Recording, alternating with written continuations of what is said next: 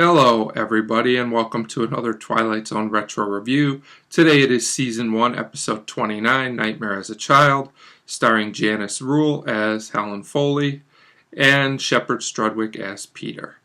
Now, before I get into this episode too much, I will just say that this is a perfectly fine, acceptable, somewhat average episode of Twilight Zone that has some really good things about it, like acting and direction, and some other things about it that aren't as great, which I will get into here. So we start with a woman named Helen Foley, our main character in this piece, and we're also introduced to a little girl right off the bat that she meets on the steps, and they get into a conversation, and the little girl seems to know things about her that she wouldn't know unless she knew who she was. So the little girl comes in the house and they keep talking, and the little girl keeps telling Helen things about herself, and Helen's wondering how this little girl knows all these things.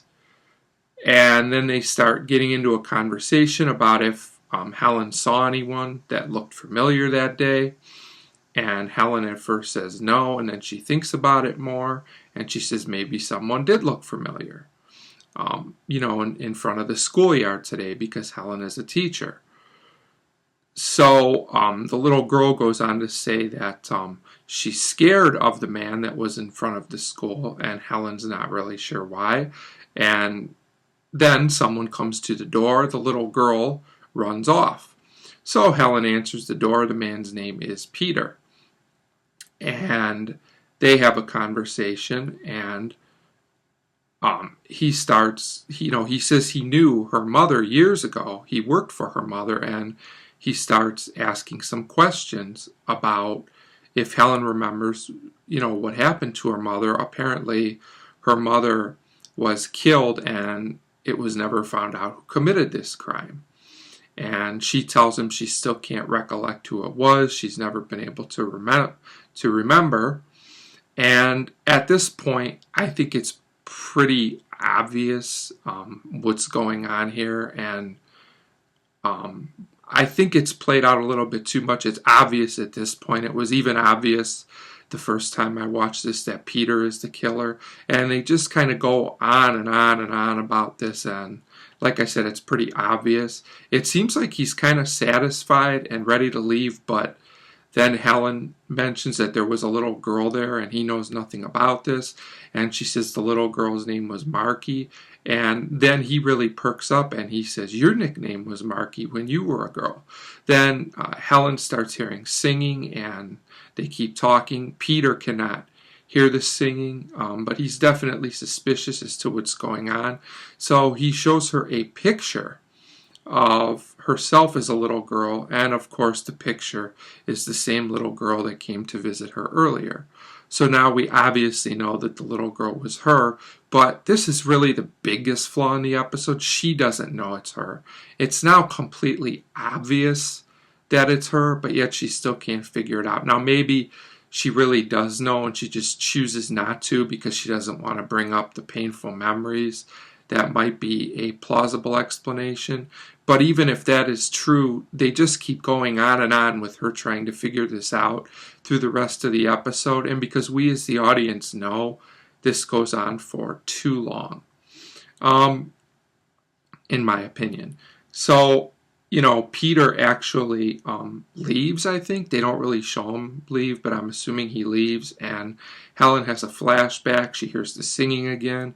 It seems like she's kind of remembering, but she doesn't totally remember what's happened at this point. So Helen goes outside when she wakes up and she sees the little girl again.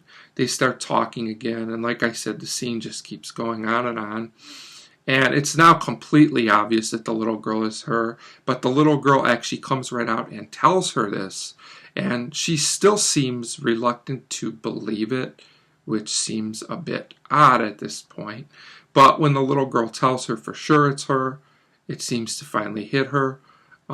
At this point, Peter comes back and he confesses that he killed her mother. Again, fairly obvious, but it's very well acted anyway. And he explains everything that happened, that he's been watching her over the years to see if she would ever remember what's going on. And he actually attacks her, and she fights him off, and he falls down the stairs. So that is the end of Mr. Peter. And it is explained at the end of the episode that, Helen conjured up the little girl as a part of herself to help her remember what happened. And that is pretty much the whole, the whole episode. Now, I know I mentioned some problems with this episode, like it just seems like the explanations of things go on too long.